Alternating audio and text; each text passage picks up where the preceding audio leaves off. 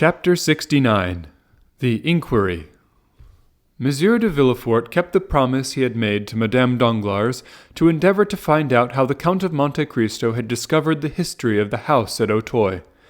He wrote the same day to Monsieur de Beauville, who, from having been an inspector of prisons, was promoted to a high office for the police for the information he acquired, and the latter begged 2 days to ascertain exactly who would be most likely to give him full particulars.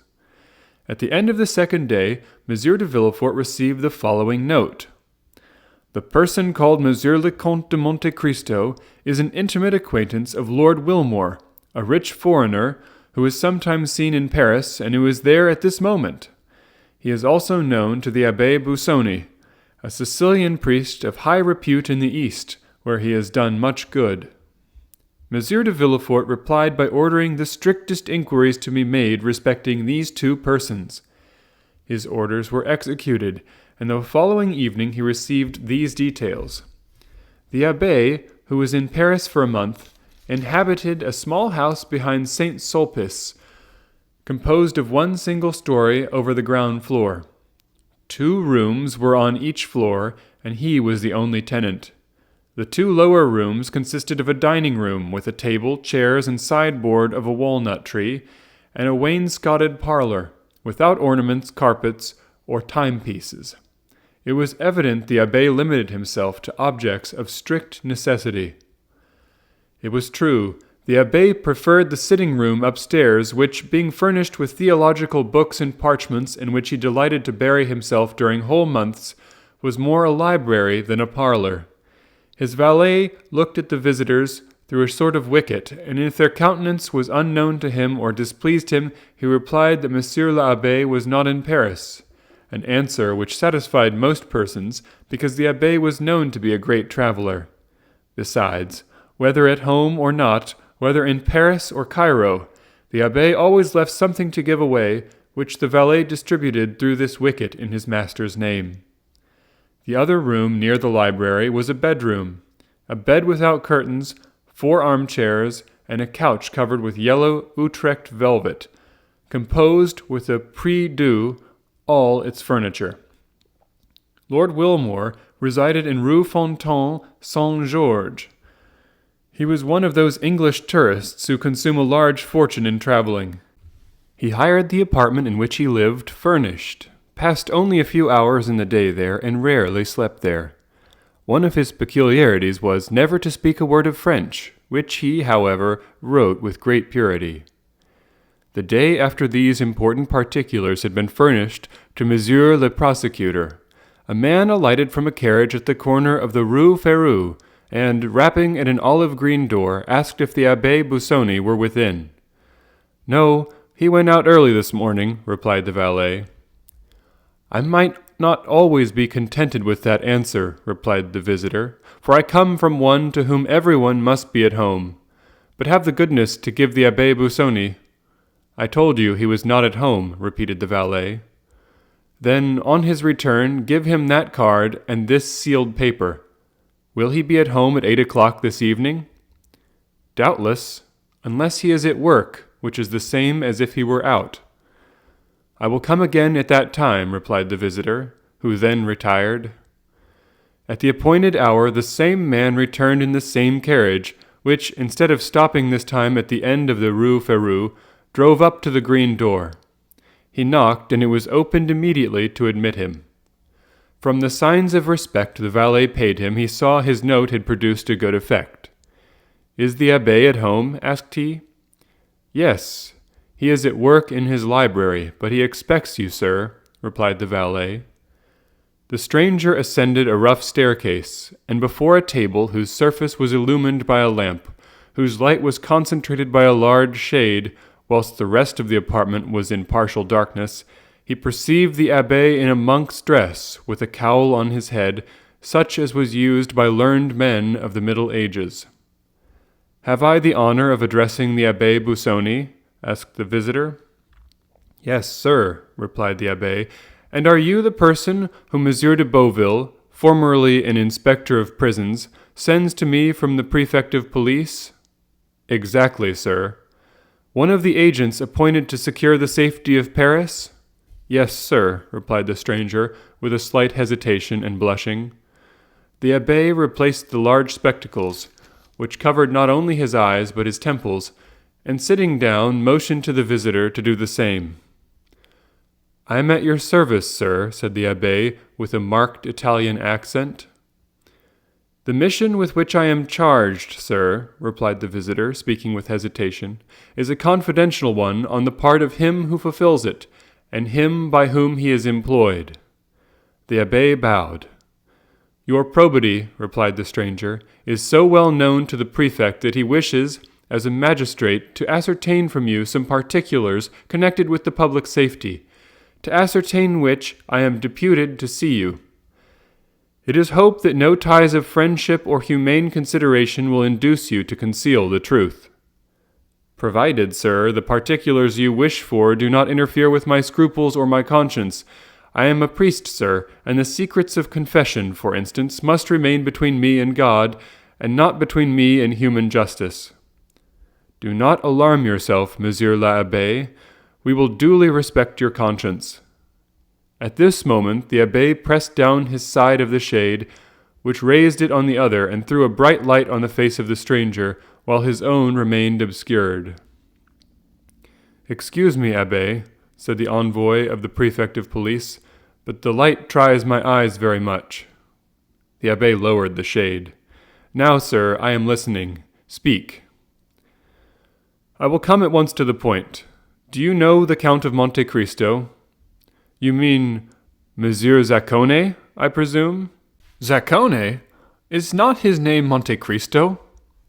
Monte Cristo is the name of an estate, or rather of a rock, and not a family name. Well, be it so. Let us not dispute about words, and since Monsieur de Monte Cristo and Monsieur Zaccone are the same, absolutely the same, let us speak of Monsieur Zaccone. Agreed. I asked if you knew him. Extremely well. Who is he? The son of a rich shipbuilder in Malta. I know that is the report, but as you are aware, the police does not content itself with vague reports. However, replied the abbé with an affable smile, when that report is in accordance with the truth, everybody must believe it, the police as well as all the rest. Are you sure of what you assert? What do you mean by that question? Understand, sir, I do not in the least suspect your veracity. I ask, are you certain of it? I knew his father, Monsieur Zaccone. Ah, and when a child I often played with the son in the timber yards. But whence does he derive the title of Count? You are aware that that may be bought? In Italy? Everywhere. And his immense riches, whence does he procure them? They may not, perhaps, be so very great. How much do you suppose he possesses? From 150 to 200,000 livres per annum. That is reasonable, said the visitor. I have heard he had 3 or 4 millions. 200,000 per annum would make 4 millions of capital. But I was told he had 4 millions per annum. That is not probable. Do you know this island of Monte Cristo? Certainly. Everyone who has returned from Palermo, from Naples, or from Rome to France by sea must know it, since he has passed close to it and must have seen it. I am told it is a delightful place. It is a rock. And why has the Count bought a rock? For the sake of being a count. In Italy, one must have a county to be a count. You have doubtless heard the adventures of Monsieur Zaccone's youth. The father's? No, the son's. I know nothing certain. At that period of his life I lost sight of my young comrade. Did he go to war? I think he entered the service. In what force? In the navy. Are you not his confessor? No, sir. I believe he is a Lutheran. A Lutheran? I say I believe such is the case. I do not affirm it. Besides, liberty of conscience is established in France. Doubtless. And we are not now inquiring into his creed, but his actions. In the name of the prefect of police, I demand, what do you know of him? He passes for a very charitable man, Our Holy Father the Pope has made him a Knight of Jesus Christ for the services he rendered to the Christians in the East. He has 5 or 6 rings as testimonials from Eastern monarchs of his services. Does he wear them? No, but he is proud of them. He is better pleased with rewards given to the benefactors of man than to his destroyers. He is a Quaker, then? Exactly. He is a Quaker, with the exception of the peculiar dress. Has he any friends? Yes, everyone who knows him is his friend. But has he any enemies? One only. What is his name? Lord Wilmore. Where is he? He is in Paris just now. Can he give any particulars? Important ones. He was in India with Zaccone. Do you know his abode? It is somewhere in the Chaussée d'Antin, but I know neither the street nor the number. Are you at variance with the Englishman? I love Zaccone, and he hates him. We are consequently not friends. Do you think the Count of Monte Cristo had ever been in France before he made this visit to Paris? To that question I can answer positively. No, sir, he had never been, because he applied to me 6 months since for the particulars he required, and as I knew not when I might again come to Paris, I recommended Monsieur Cavalcanti to him. Andrea?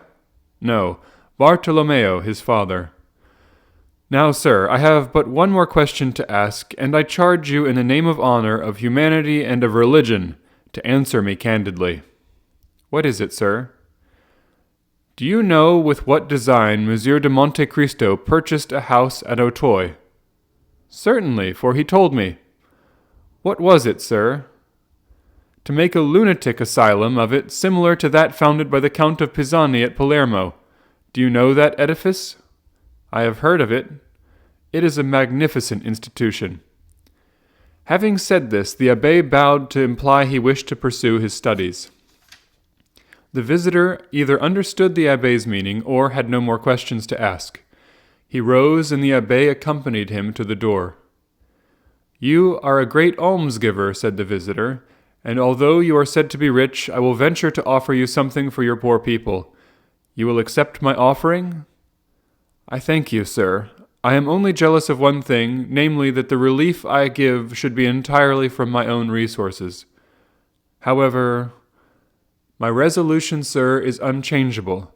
However, you have only to search for yourself, and you will find, alas, but too many objects upon whom to exercise your benevolence. The abbé once more bowed as he opened the door. The stranger bowed and took his leave, and the carriage conducted him straight to the house of Monsieur de Villefort. An hour afterwards the carriage was again ordered, and this time it went to the Rue Fontaine Saint-Georges, and stopped at number 5, where Lord Wilmore lived. The stranger had written to Lord Wilmore requesting an interview, which the latter had fixed for 10 o'clock. As the envoy of the prefect of police arrived 10 minutes before 10, he was told that Lord Wilmore, who was precision and punctuality personified, was not yet come in, but that he would be sure to return as the clock struck. The visitor was introduced into the drawing-room, which was like all other furnished drawing-rooms. A mantelpiece, with 2 modern Sèvres vases, a timepiece representing Cupid with his bent bow, a looking-glass, with an engraving on each side, one representing Homer carrying his guide, the other Belisarius begging, a greyish paper, red and black tapestry. Such was the appearance of Lord Wilmore's drawing-room. It was illuminated by lamps with ground-glass shades, which gave only a feeble light, as if out of consideration for the envoy's weak sight. After 10 minutes' expectation, the clock struck 10. At the 5th stroke, the door opened and Lord Wilmore appeared. He was rather above the middle height, with thin reddish whiskers, light complexion, and light hair, turning rather grey. He was dressed with all the English peculiarity, namely, in a blue coat with gilt buttons and high collar in the fashion of 1811, a white kerseymere waistcoat, and nankeen pantaloons 3 inches too short, but which were prevented by straps from slipping up to the knee. His first remark on entering was, "You know, sir, I do not speak French." "I know you do not like to converse in our language," replied the envoy. "But you may use it," replied Lord Wilmore. "I understand it." "And I," replied the visitor, changing his idiom, "know enough of English to keep up the conversation. Do not put yourself to the slightest inconvenience." "Hey-ho!" said Lord Wilmore, with that tone which is known only to the natives of Great Britain. The envoy presented his letter of introduction, which the latter read with English coolness, and having finished, "I understand," said he, "perfectly." Then began the questions, which were similar to those which had been addressed to the Abbé Busoni, but as Lord Wilmore, in the character of the Count's enemy, was less restrained in his answers, they were more numerous. He described the youth of Monte Cristo, who, he said, at 10 years of age, entered the service of one of those petty sovereigns of India who make war on the English. It was there Wilmore had first met him and fought against him. In that war Zaccone had been taken prisoner, sent to England, put on the hulks, whence he had escaped by swimming. Then began his travels, his duels, his passions. Then came the insurrection in Greece, and he had served in the Grecian ranks. While in that service he had discovered a silver mine in the mountains of Thessaly, but he had been careful to conceal it from everyone. After the Battle of Navarino, when the Greek government was consolidated, he asked of King Otho a mining grant for that district, which was given him. Hence that immense fortune, which might, in Lord Wilmore's opinion, amount to 1 or 2 millions per annum, a precarious fortune which might be momentarily lost by the failure of the mine. "But," asked the visitor, "do you know why he came to France?" "He is speculating in railways," said Lord Wilmore, "and being a clever theorist, he has discovered a new telegraph, which he is seeking to bring to perfection." "How much does he spend yearly?" asked the prefect. "Not more than 500,000 or 600,000 francs," said Lord Wilmore. "He is a miser." Hatred evidently inspired the Englishman, who, knowing no other reproach to bring on the Count, accused him of avarice. "Do you know his house at Auteuil?"